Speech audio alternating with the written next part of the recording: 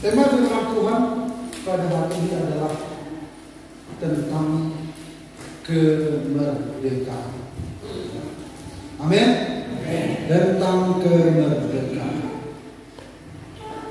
Jadi kalau Bapak Ibu tonton di TV Indonesia Merdeka, orang-orang mempersiapkan persiapan yang banyak, mengeluarkan dana yang cukup, memberikan keahlian yang terbaik, baik di tingkat desa, kecamatan, kabupaten, provinsi, dan pusat. Kalau di tingkat desa tentu yang terbaik dari desa itulah yang tampil. Kalau tingkat kecamatan, yang terbaik di kecamatan, kabupaten, provinsi, bahkan pusat.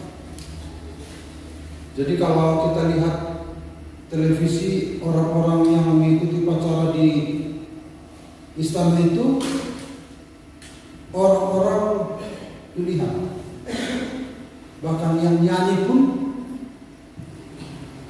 pemain musik pun, undangan pun yang terbaik dari seluruh Indonesia. Bahkan yang paskibraka, ya, yang terbaik diseleksi begitu rupa dan tampillah. Dan saya lihat, loh, kok orang itu ada di sana? Nah, ada bahkan artis yang terbaik pun punya undangan khusus. Semua yang terbaik di bangsa ini kumpul di istana merayakan. Yang bukan yang tidak terbaik tentu mungkin di provinsi, di tempat lain, tapi itu undangan khusus.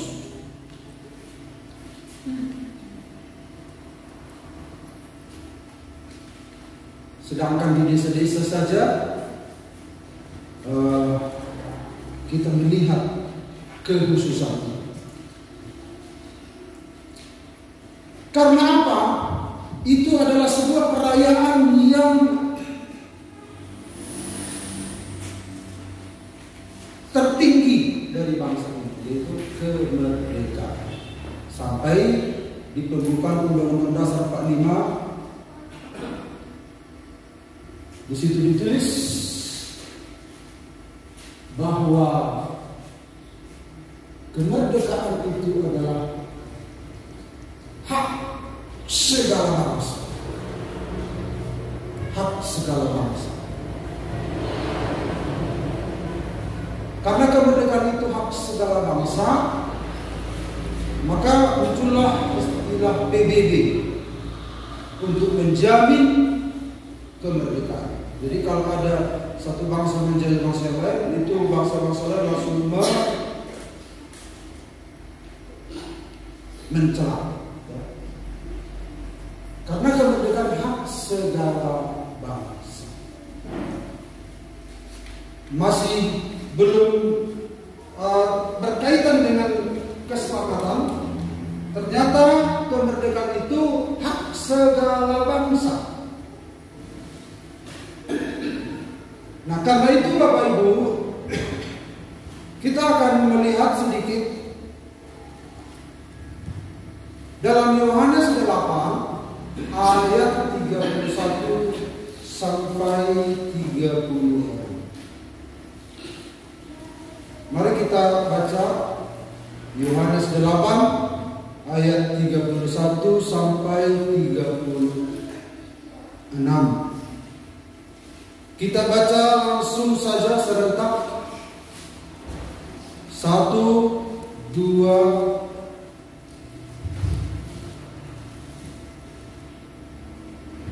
3. Maka katanya kepada orang-orang Yahudi yang percaya kepadanya, jikalau kamu tetap dalam firman-Ku, 'Kamu benar-benar adalah murid-Ku, dan kamu akan mengetahui kebenaran, dan kebenaran itu akan memerdekakan kamu. Jawab mereka, kami adalah keturunan Abraham dan tidak pernah menjadi hamba siapapun. Bagaimana engkau dapat berkata, kamu akan merdeka? Kata Yesus kepada mereka, aku berkata kepadamu, sesungguhnya setiap orang yang berbuat dosa adalah hamba dosa, dan hamba tidak tetap tinggal di dalam rumah, tetapi anak tetap tinggal dalam rumah.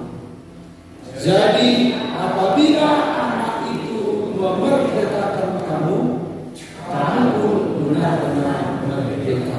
Haleluya. Nah, Bapak Ibu, kita lihat dalam ayat ini.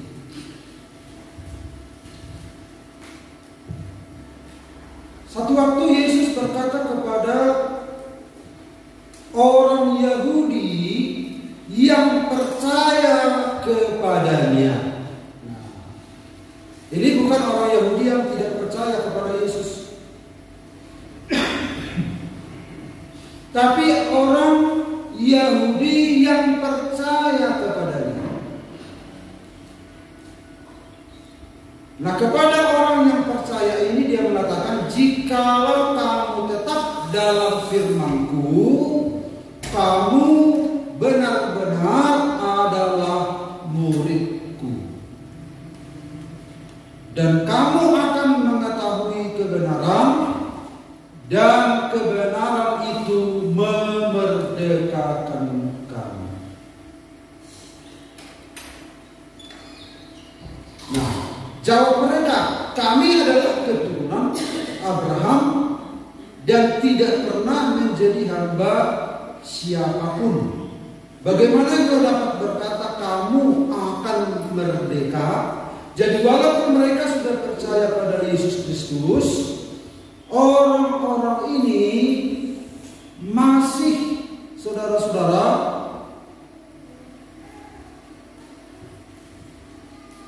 memiliki sebuah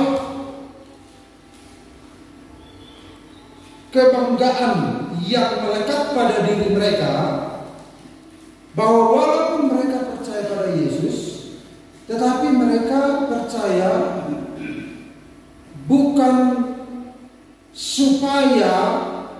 bukan karena ada sesuatu yang lebih dari Yesus. Menurut mereka, karena mereka berpikir bahwa kami ini adalah keturunan Abraham, kami ini adalah orang merdeka. Jadi kalau kami percaya padamu, bukan berarti kami itu orang-orang yang terikat.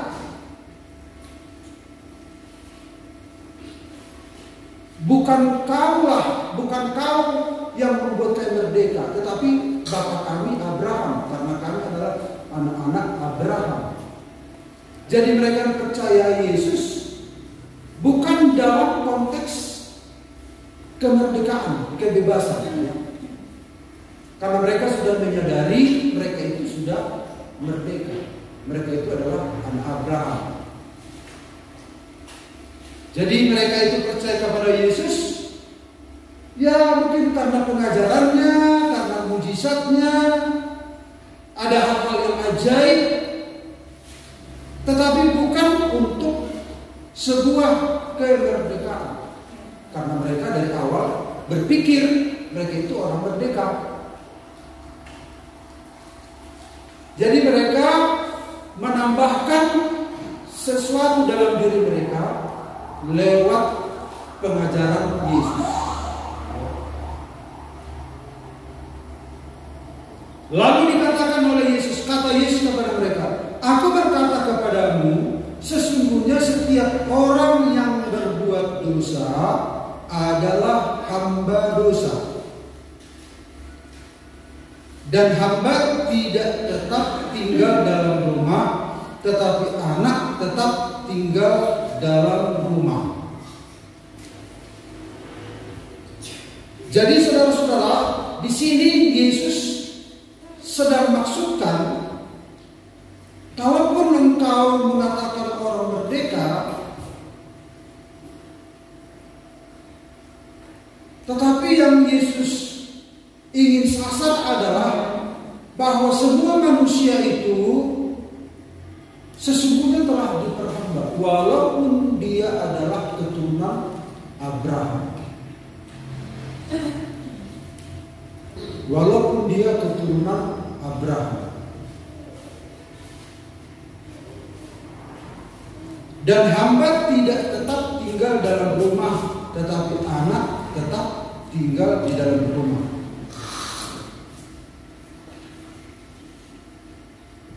Jadi yang berhak tinggal di dalam rumah adalah anak, yaitu Yesus Kristus.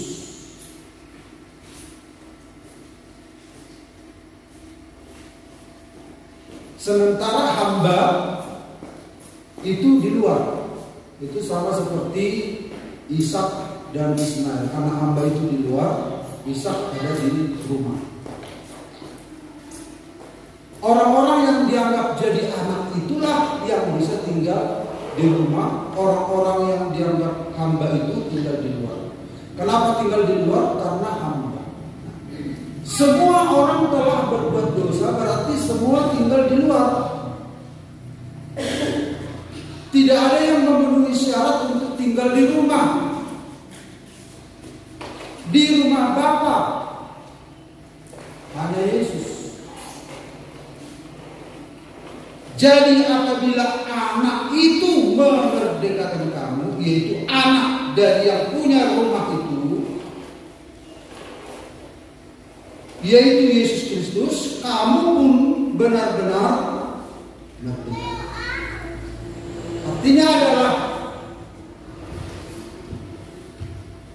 harus Yesus yang memerdekakan seseorang, baru orang itu benar-benar merdeka.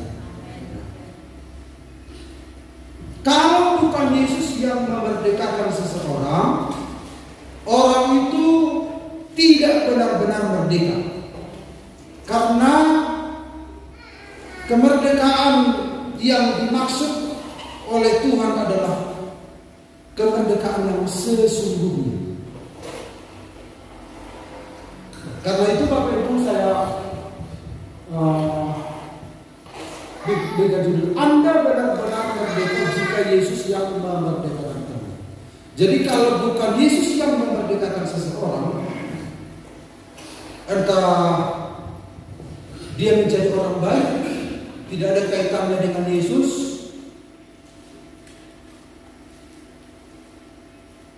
maka dia tidak benar-benar merdeka. Walaupun bangsa-bangsa merdeka, ya,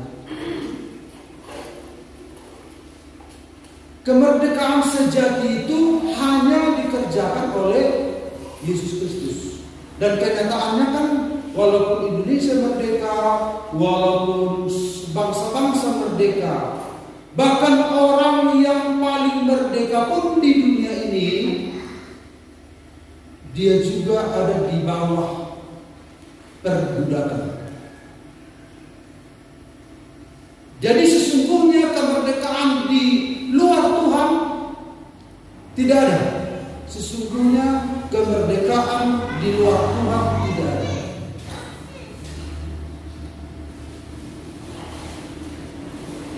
Jadi saudara-saudara, jangan harap ada kemerdekaan sejati di luar Tuhan. Makanya Yesus mengatakan, apabila anak itu memerdekakan kamu, kamu pun benar-benar merdeka. Hanya Yesus yang membuat seseorang benar-benar merdeka.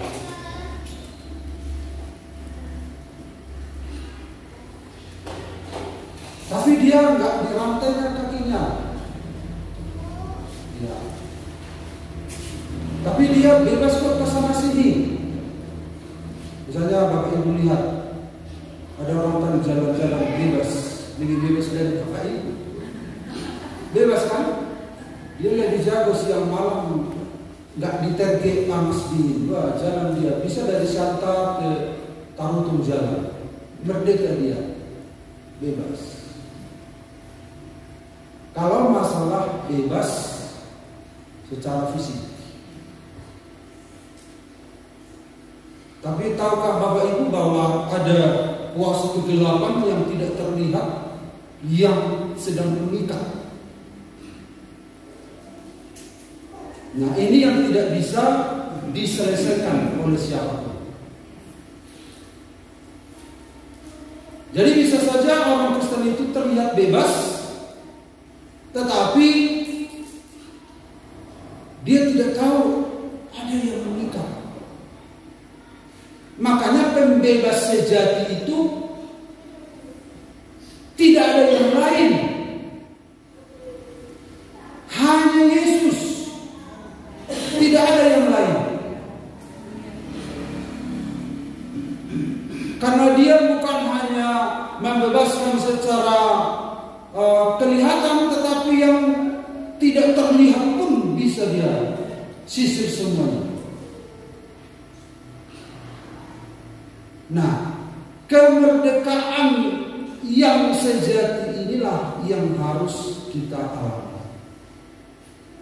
Amin, Bapak Ibu. Jadi orang-orang yang nari-nari misalnya di mana-mana gitu, entah di pesta atau apa, itu tidak menjadi ukuran bahwa dia sudah bebas. Jadi kalau kita katakan aku bebas di luar Tuhan, itu melawan ini. Itu menyangkal ini. Apabila anak itu memerdekakan kamu, harus anak itu, harus Yesus, baru kamu pun benar-benar merdeka. Kalau bukan dia, tidak benar-benar merdeka.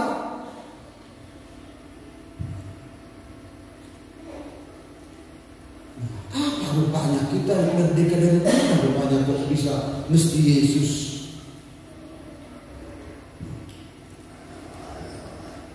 Bahkan ada juga orang yang ada di dalam, mungkin misalnya ada banyak orang Kristen yang sedang ditangkap sekarang ya, nggak diurus, dibiarkan kasusnya. Apologet Kristen, YouTuber Kristen dibiarkan gitu.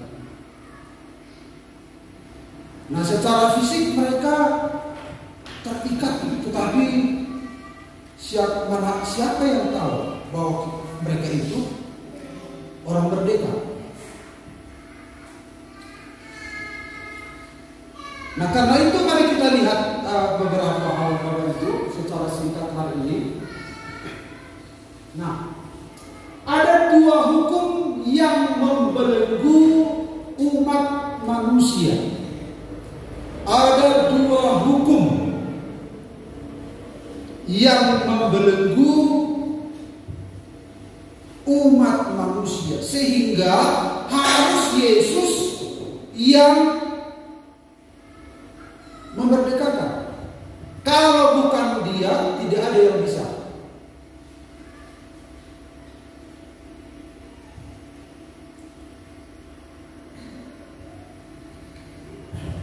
Apa artinya hukum? Hukum itu artinya adalah, secara umum arti hukum itu adalah aturan atau undang-undang. Itu hukum. Tetapi ada juga arti hukum sebagai sebuah kaidah atau ketentuan. Kaidah, ketentuan. Misalnya ditemukan dalam dunia sains. Misalnya ada hukum Pascal, ada hukum Archimedes. Ada hukum. Nah hukum yang dimaksud di situ adalah hukum kaidah, hukum ketentuan, bukan hukum undang-undang atau aturan, tapi kaidah, ketentuan. Jadi dua hukum yang dimaksud di sini adalah dua ketentuan, ya, dua kaidah. Seperti dalam tulisan. Kalau hukum Pascal itu apa kira-kira?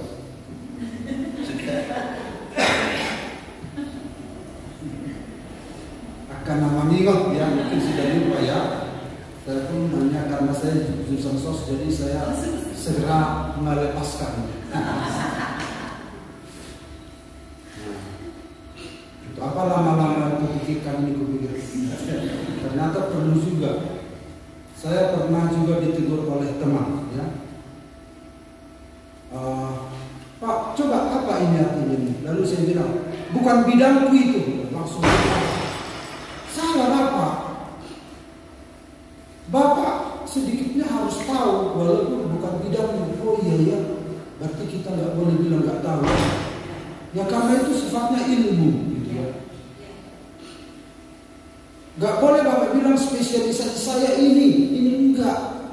Semua harus kita tahu katanya. Memang ada spesialisasi kita, tetapi bukan berarti karena kita punya spesialisasi lantas kita buang yang ini. Oh iya, sorry. Itu yang menasihati saya itu orang pintar. Oh iya, mulai saat itu saya. Andai kata dulu saya mengerti itu, mungkin banyak juga ilmu yang masuk dan banyak lepas.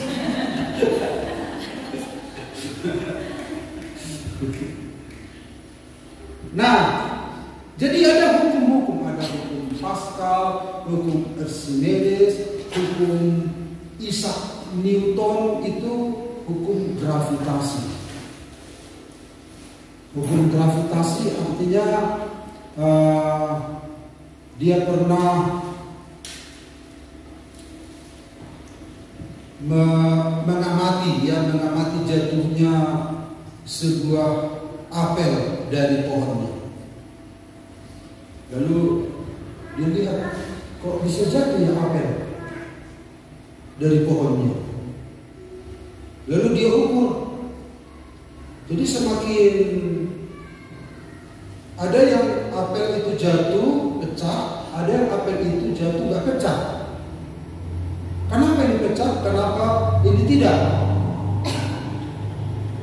Lalu diukur, ternyata yang pecah ini diukur jaraknya lebih jauh. Yang tidak pecah ini jaraknya tidak jauh. Berarti semakin jauh jaraknya, gaya gravitasi itu makin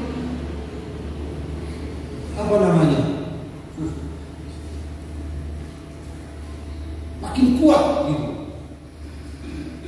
Kalau jaraknya misalnya apelnya itu tinggi, apelnya di sini terus jatuh gitu,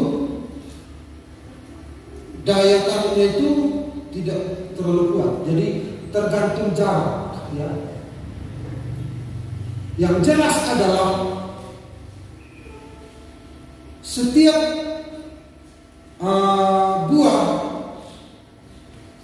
itu ya jatuh ke bawah begitu, bukan ke atas. Ada pernah Bapak Ibu lihat buah jatuh ke atas? Enggak pernah kan? Nah, karena ada gaya gravitasi, gaya tarik bumi ya. Makanya saya melihat di TV, misalnya kalau dari angkasa luar sebuah jarum itu dijatuhkan, lalu mungkin kita lihat, kita dengar jarum mau jatuh dari angkasa luar ke bumi. Oh, cuma jarum kok. Apa? Ngapain takut? Kecuali meteor atau batu besar gitu.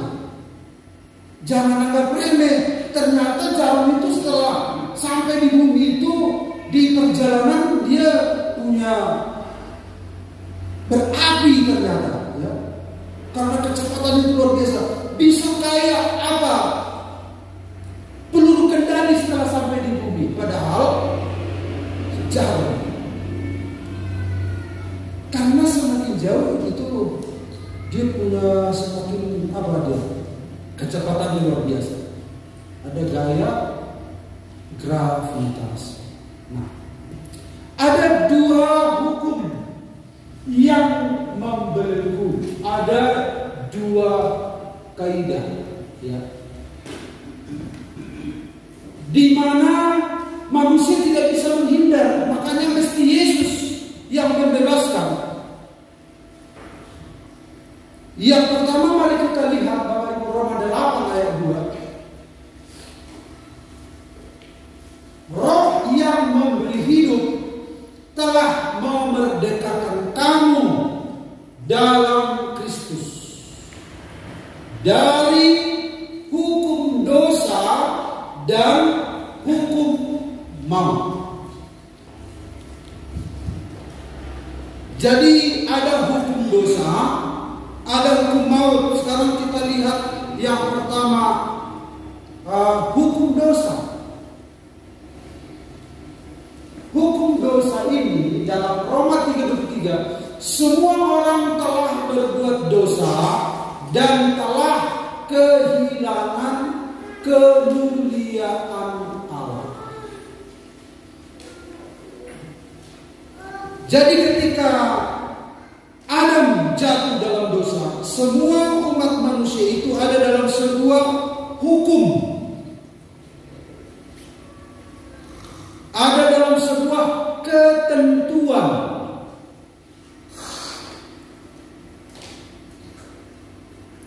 Untuk berdosa, ya. Dan gak bisa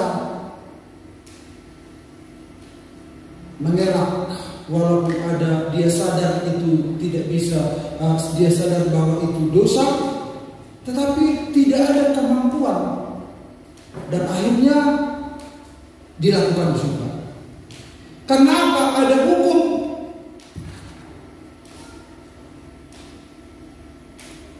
Siapapun gak bisa melepaskan seseorang dari hukum ini. Makanya Paulus mengatakan, aku ingin melakukan yang baik, tetapi yang justru yang tidak baik yang kulakukan.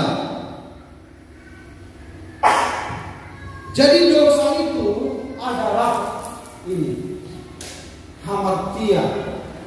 Dosa itu dalam bahasa Yunani hamartia, meleset dari sasaran, melenceng dari target.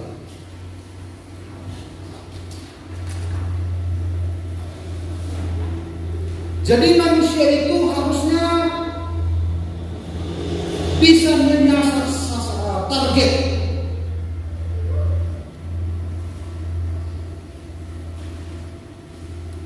Akhirnya manusia tidak bisa mencapai target, selalu meleset, selalu melenceng dari target yang Tuhan inginkan. Dan kita terjebak di dalam hukum ini, sebuah ketentuan ini tidak mungkin. Karena manusia telah kehilangan kemuliaan Allah. Dan semua manusia telah berbuat dosa. Semua meleset dari sasaran. Sasaran yang Tuhan inginkan tentu. Jadi kalaupun ketika manusia sudah jatuh dalam dosa masih bisa melakukan yang baik, tetapi tidak bisa lagi sesuai dengan target yang utuh. Selalu meleset, gak bisa lagi.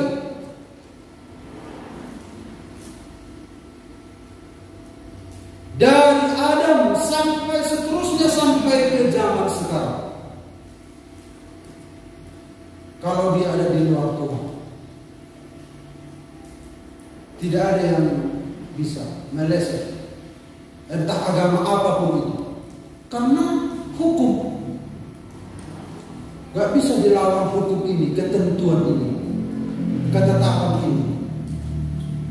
Itu seperti apa tadi? Kalau jatuh ya ke bawah. Ya kalau sudah berdosa ya gak bisa lagi fokus gitu, gak bisa. Ya meleset, wajib meleset gitu. Walaupun konsentrasi tetap meleset, karena sudah hukum. Nah, kalau kita mengerti tentang ini, kita ngerti artinya itu apa itu kemerdekaan.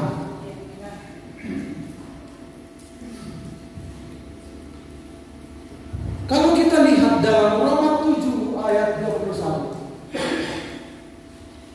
demikianlah aku dapati hukum ini. Ini hukum ya, hukum tadi.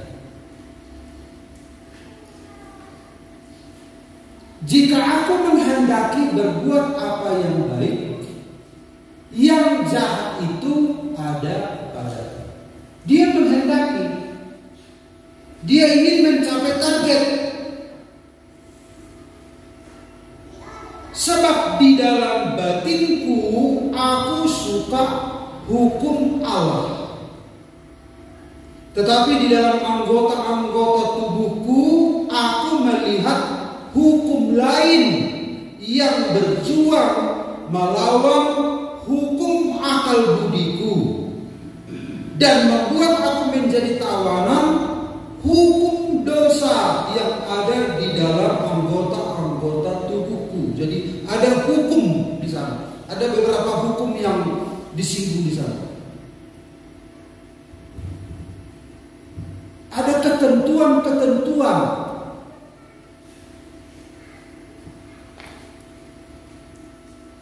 Aku manusia celaka. Nah, Rasul Paulus menyadari, wah, bagaimana nih?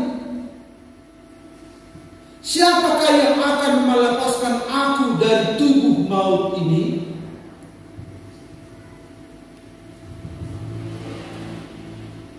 Itulah yang terjadi Bapak Ibu, hukum dosa ini.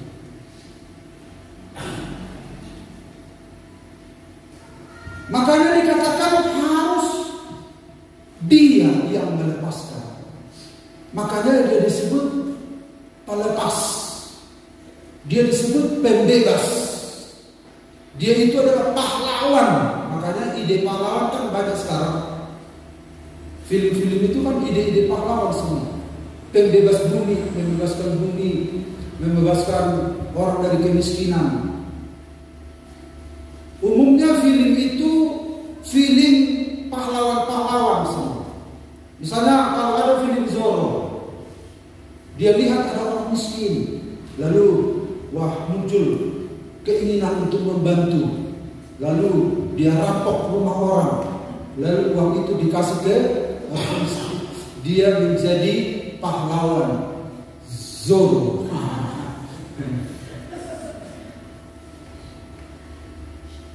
Kemudian ada lagi Superman, ada kecelakaan besar. Oh, siapa yang bisa menolong? Nah, muncul ide pahlawan, juru selamat. Dia terbang, tolong, ditolong dia, diselamatkan, lalu pergi. Karena manusia dunia ini, saudara-saudara, ada banyak masalah. Ada hukum yang membayang-bayangi, yang dimana manusia nggak bisa keluar dari sana. Dan Rasul Paulus menyadari ada hukum yang ada dalam dirinya yang tidak bisa dilawan. Makanya dikatakan, aku manusia celaka. Siapa yang akan melepaskan aku dari tubuh maut ini? Kalau kita lihat ini, yang mudah-mudahan bisa dicoba diputar kembali ke escape lagi. Nah, terus klik ini. Bukan. Kembali ke normal. Jangan tayangkan.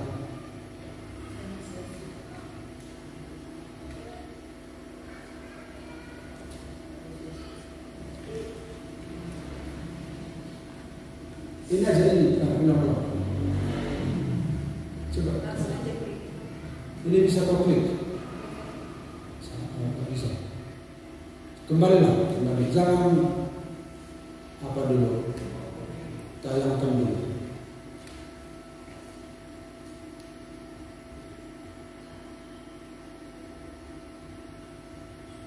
Bukan.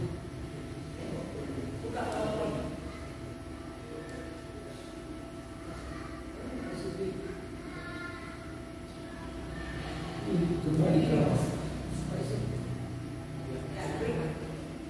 ya, klik. Ya. Klik dulu kan. Ya. Oke, tunggu salah ya. Jangan diklik lagi nanti jadi macam. Nah, mari kita lihat ini orang yang sedang apa namanya? Syakau. Tahu syakau? Yaitu orang yang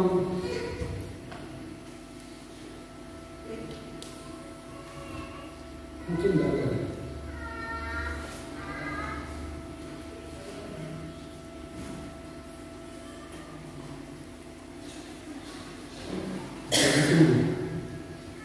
Oh ya, oke. Nah ini orang yang sedang syakau ini itu sudut pandangnya beda. Melihat objek nggak bisa konsentrasi. Nah, orang dianggap begini kan.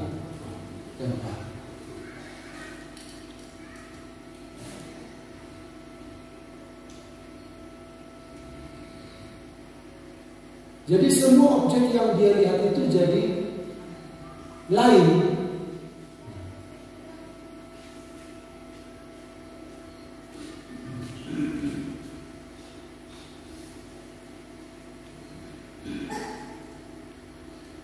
Nah, orang jadi begini. Dia tidak bisa tahan lama mempertahankan objek itu dengan sempurna.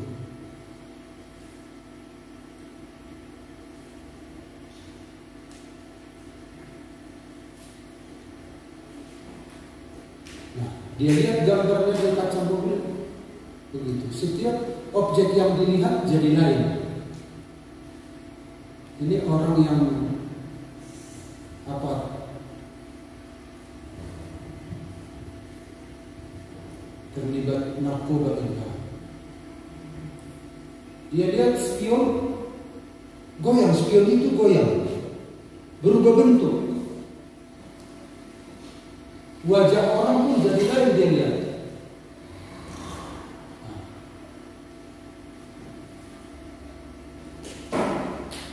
Itu bahayanya kalau orang kena narkoba ini. Gak bisa normal.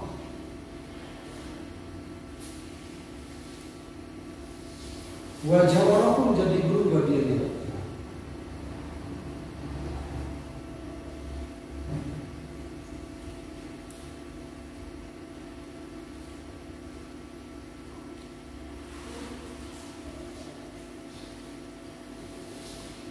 Nah, Bapak Ibu pernah melihat orang seperti ini?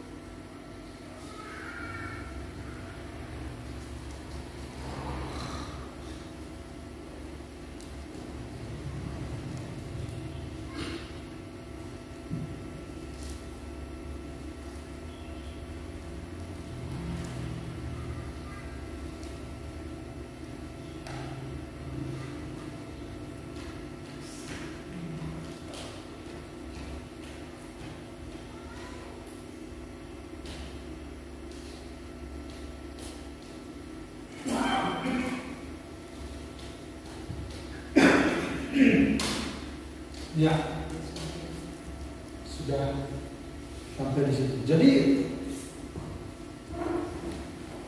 orang yang terlibat narkoba ini, makanya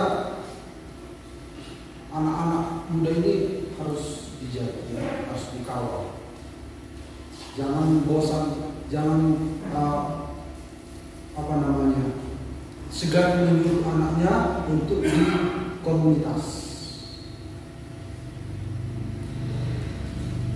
Karena kalau mereka ada di komunitas itu mereka saling menjaga, meminimalisir. Memang setelah tahun itu kita nggak tahu lagi siapa temannya, tapi paling tidak ada yang mengkawal, ada menjaga, yang meminimalisir pergerakannya. Bagusan kalau terlibat di grup itu, ya. Jadi orang yang sudah begini, orang sedang kumat lah kita sebut, ya, itu gak bisa fokus. Sebentar langsung berubah. Sebentar berubah. Semua objek yang dilihat berubah. Nah, begitulah dosa itu. Bukannya di sana yang berubah, kitanya nggak bisa. Kitanya itu sudah melenceng, nggak bisa lagi. Bagaimana bisa mencapai sasaran? Kitanya udah rusak. Sebentar, fokusnya terus hilang. Itu bisa kita lihat ciri-cirinya itu, misalnya kalau baca di Facebook tahan, tapi kalau baca Alkitab 2-3 ayat langsung ngantuk. Hati-hati, langsung ngantuk.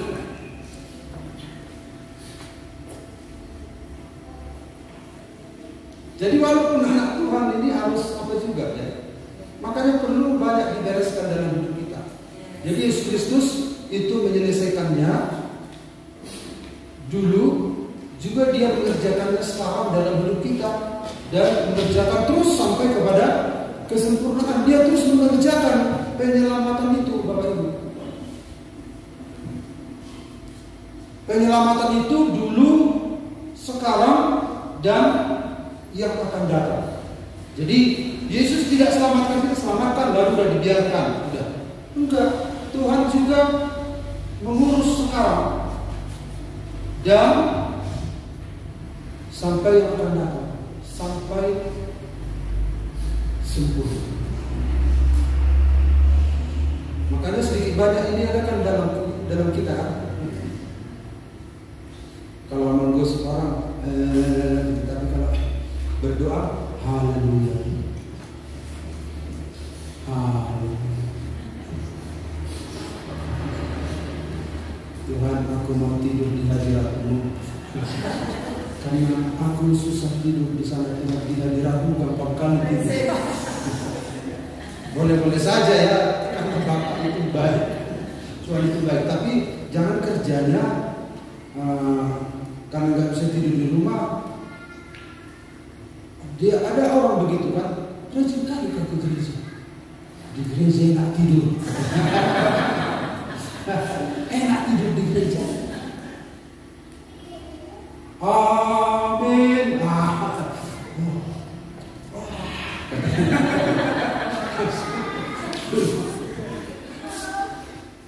Jadi kalau ketika hukum dosa ini, Bapak, nggak bisa mencapai sasaran,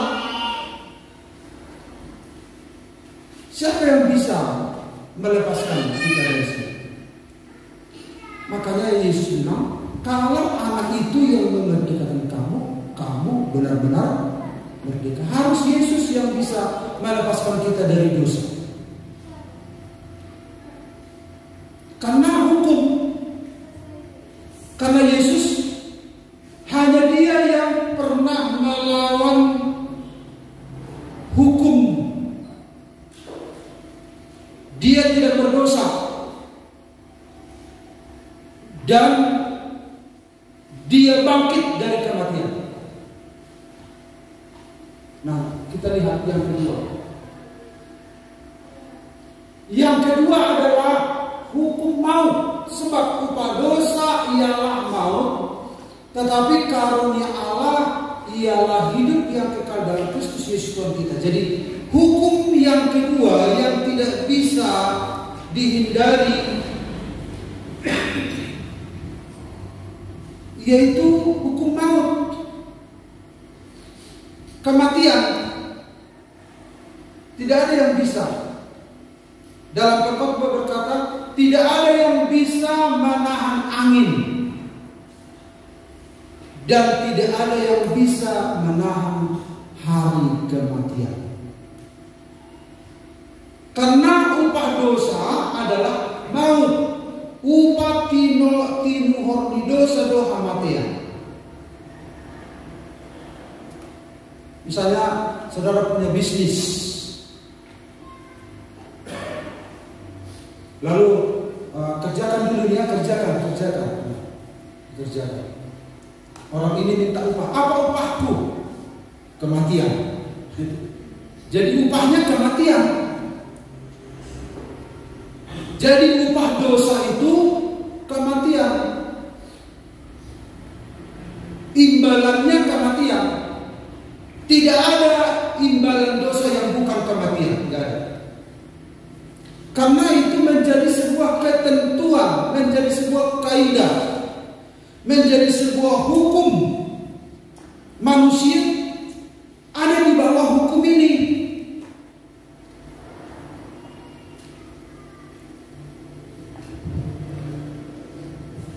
Sungguh pun demikian, maut telah berkuasa dari zaman Adam sampai kepada zaman Musa, juga atas mereka yang tidak berbuat dosa, dengan cara yang sama seperti yang telah dibuat oleh Adam, yang adalah gambaran Dia akan datang. Jadi dari dulu maut itu telah berkuasa.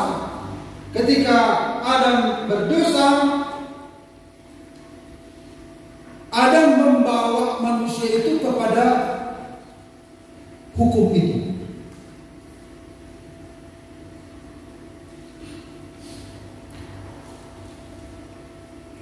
Mau tidak mau, ya. Sadar tidak sadar. Kita kan sudah dengarkan ada 3 dosa itu. Dosa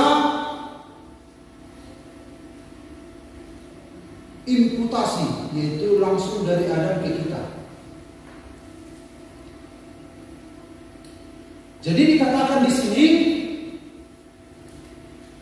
tidak berbuat dosa dengan cara yang sama seperti Adam. Kita tidak makan buah pohon pengetahuan yang baik dan jahat, tidak. Tetapi dosa itu, kemampuan berdosa itu otomatis ada, ya. Karena hukum itu sebuah ketentuan. Mau tidak mau.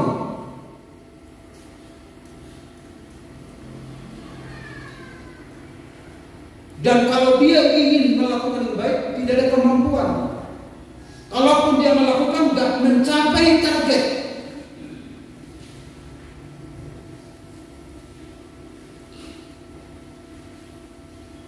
Nah, jadi saudara-saudara, dari lahir sampai mati. Jadi akhirnya manusia itu mati, ya, mati.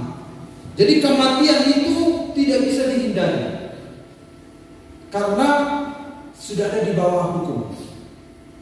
Dari Adam ke kita itu langsung dosa imputasi. Kemudian ada dosa warisan. Dosa warisan dari siapa? Dari Adam sampai ke Habel, dari terus kepada Set, kepada Nuh, kepada terus keturunannya kepada Opung Ridwan, kepada saya, kepada Stephen, Yosafat, dan terus nanti sampai kepada keturunannya. Itu ada dosa keturunan. Yang ketiga, dosa yang dia perbuat sendiri. Jadi ada 3 sumber dosa itu. Makanya manusia itu tidak ada yang dilahirkan seperti kertas putih. Karena kita sudah ada di bawah hukum. Dan akibatnya apa? Maut. kematian, padahal manusia itu diciptakan bukan untuk mati, untuk hidup seterusnya. Tetapi kita berbahagia, kita bangga di sini. Oh, anakku udah besar. Ya, puji Tuhan, dia sudah besar, dia sudah bisa membantu. Nanti dia sekolah, dia kerja, dia menikah, terus mati. Kemudian begitulah kebahagiaan itu muncul ketika dia lahir berbahagia. Oh, haleluya, puji Tuhan. Terus mati, semuanya mati. Gak ada, oh berbagi terus, hidup terus. Enggak, mati karena hukum. Akibat dosa adalah kematian. Siapa yang bisa menghentikan? Nabi siapa yang bisa menghentikan? Negara mana yang bisa menghentikan? Obat apa yang bisa menghentikan? Gak ada yang bisa.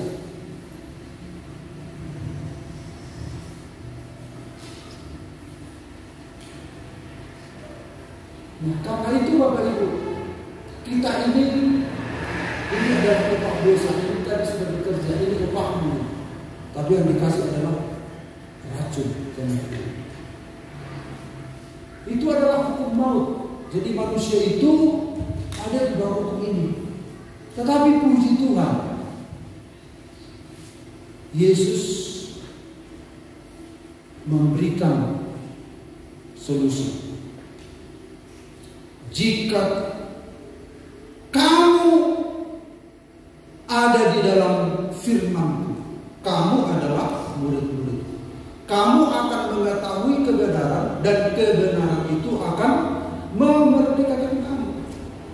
Kamu akan benar-benar merdeka jika anak itu yang memerdekakan kamu. Jadi berharga sekali kemerdekaan ini kalau kita mengerti kedua hukum ini. Kita dimerdekakan dari kedua hukum ini. Dan di dalam Yesus kita berada di dalam hukum roh, hukum kehidupan, yaitu hukum yang melawan gaya gravitasi, hukum dosa. Saudara tidak mesti berdosa lagi karena ada kemampuan hukum roh kehidupan. Dan kita pada waktu nafiri berbunyi, kita tidak akan mati lagi. Ada hukum kehidupan yang melawan kematian. Itu diberikan oleh Yesus Kristus kepada kita. Jadi kalau Yesus yang memerdekakan seseorang, maka dia benar-benar merdeka. Hanya di dalam Yesus ada kemerdekaan yang sejati. Amin. Amin. Karena itu Bapak Ibu, nikmatilah kemerdekaan di dalam Tuhan. Dan di dalam Tuhan kita mendapatkan segala sesuatu apa yang kita butuhkan di dalam dunia ini maupun di dunia yang akan datang. Haleluya. Tuhan memberkati kita sekalian.